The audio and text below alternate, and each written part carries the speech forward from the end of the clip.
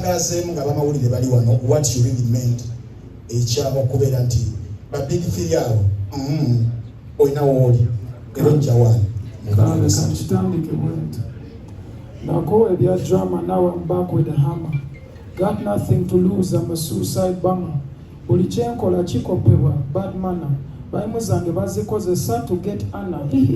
No biggie, break bread like manna. Wickedy, pull up the hammer, make them stammer. Mulungi muluzungu, him lose his grammar. Esasiri yakuli omuntunga, Jeff Dahmer. Never on a run, I'm always incognito. Gwemanya musai when you see the mosquito.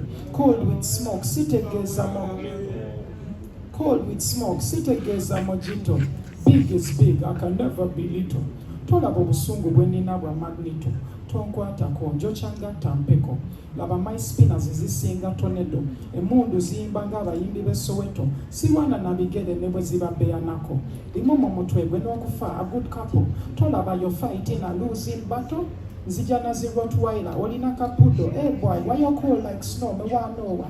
Them boy easy for dead like me roll dice. My mind live in a fridge like cold ice. We leave no smoke, not like when the pop dies. Never told him Oliato, you will capsize. Even if you're not Michael, you will backslide. Bullet in any size, put them in your eyes. Get mixed up in a crime like it is spice. Circle the men's like it is a campus. Gunshot just a sing like Luther Vandross. Bagan Babileke, but me never divorce. Navigate anyway like Chris Kalan Bosio. Torch, I told about temperature. Now what's a dancer that a wali in better.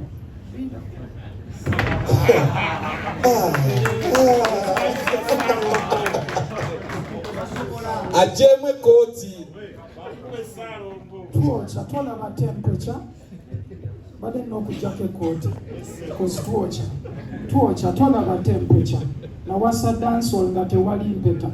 Supposing but me take picture. Watch a man get richer from literature. Yo, them little boy can approach man.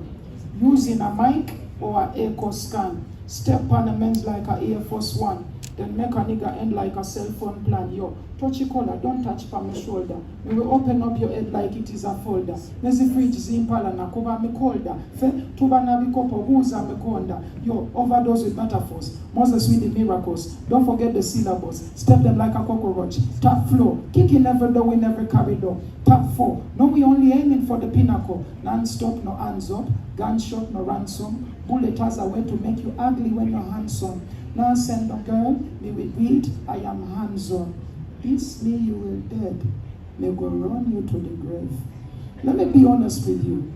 Clearly, and this is out of respect, there are few artists, one in Uganda, and that's what I meant. Let's say Bakamillions, these are people I respect, but Bobby, but Big Three, none of them can do what I do. True. They cannot. Gemazima because ojatunulira ekintu kino because omuntu wamuwagire ebbanga ddene. Tekitegeeza nti yenkananza. Gwokumuwagire ebbanga ddene naye okubeerawo ebbanga ddene tekijja tegeeza nti yenkana level. Eno level ndala.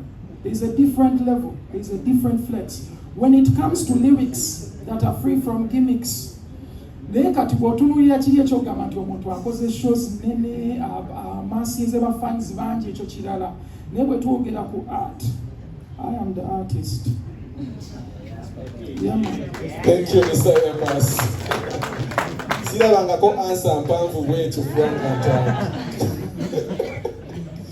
Frank Ntambi alina intro empanvu kati mbadde n'omuwa answer nga mpanvu. Answer mpanvu egiddeko ekisambo ekuggyako ekkooti. Do we have any question? Abawuliriza abantu oba kitegeera abawuliriza oluyimba nga olumba which are very calm, then ate waliwo abantu abawuliriza dancehall wange chupa ku chupa touch the road while some of them ezo nga ze baagala oba kitegeera, then ate waliwo abaagala reggae, waliwo abaagala zuuku wange zi memories zi my lover zi I'm loving. So weesanga nga abantu b'enjawulo baagala music ow'enjawulo. Kati ojja kwesanga ng'omuntu let's say nga Nimrod for example ng'ayagala nnyo dancehall wange didadada chupa ku chupa guli wano sidda mu kyalo bye bimunyumira so nga kyayagala alabe okusinziira nti DJ oba okitegeera, naye ate ne ziri ziba zinyuma naye oyinza oba nga toconnectinga nazo so sisobola munenya kyendowooza nti aba vibinga ne bya vibinga nabyo, but ng'era bw'ogenda olaba show eno show twagikoze nga buli omu agenda afuna ekintu kye. Ayagala ziri eziwooma ogenda ziwulira, ayagala raga ogenda muwulira.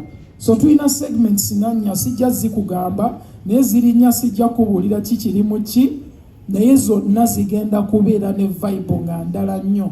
So tulina program ng'eri very well curated because tukimanyi nti abantu b'enjawulo baagala ennyimba ez'enjawulo. Ate tetusobola kuyimba nnyimba zonna, naye tugenda kugezaako okuyimba ennyimba mpitirivu ku stage eyo olw'ensonga nti ennyimba nnyingi abantu ze bazze bawuliriza ate nga bandiyagadde bambi oziraba ku show yaffe esookera ddala. Thank you. Can we have the other question? Waliwo omulala? Yes, Isaac.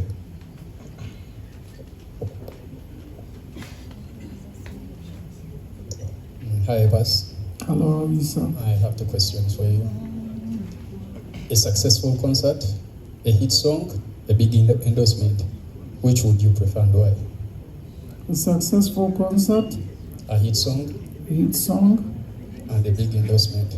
And a big what? Endorsement deal. I don't know, like, okay, I think that's all over the place, but I think I would love to showcase my art to people. Because no music simuyimba nganze. My music is a service. Simutwala nga kintu kyagamba mbunze njagala nnyumirwe kati. For example, nafunye endorsement nga yakabi ng'empa ssente. Ekyo ekintu kiyamba nze nnyo okusinga bwe kiyamba abantu. And I would rather ekintu ekisobola okubeera useful to abantu abalala. Era nga bwe nagambye, like my first song when I drop is ku album gye bayita Apas, baluyita Olumba. Lugamba ekyejo kiveeko, keep fighting amigo, hold tight and don't let go. Wekanula amaaso, gateeke ku kirooto, teweebaka ku mutto. Baakola nnyo batulemese, naye twasigala tulumba. Omuntu yenna ayita mu situation mu life asobola holding oluyimba olwo n'agamba man, I've been going through a lot, but I'm still pushing. Sigivinze up.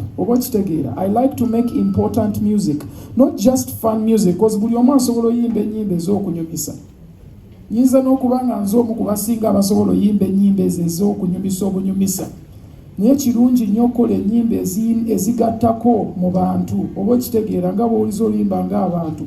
So I would rather engeri yonna bwe kiba ng'ekintu kiyamba abalala, ekyo nkyagala nnyo, naye bwe kiba nga tekigattako kuyamba nnyo balala, then siri so interested in that.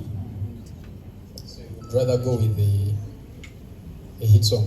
I would rather go, no, I would never choose a hit song. In my whole life, I've never had a hit song.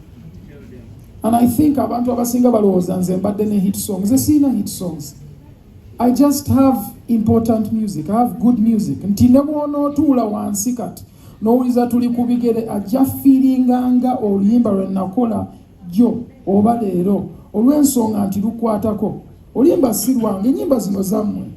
Oba okitegeera. So I would never go with a hit song.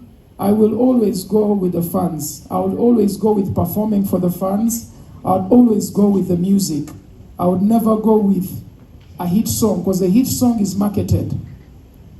Marketing bw'aba omulungi abantu ne bamanya ennyo oluyimba nga bagamba that's a hit song. That means abantu bangi abalumanyi. Naye tekitegeeza nti lwa mugaso nnyo eri abantu. Oba okitegedde ennyimba nnyingi abantu ze bamanyi kwoseka naye ng'emazima. Waliwo ennyimba nnyingi ze muwuliza omwaka oguwedde ng'ezisinga zonna za kidongo. Nga ne bwe tubala wano emyaka 2 mu maaso togenda kuddamu dduwuliza yadde okigezaako. Naye ng'ate mwali mugamba hit song kati nze mumbalire awo mba saagala kumbalira awo because music simukola bwetu. Then I and then back. We've seen you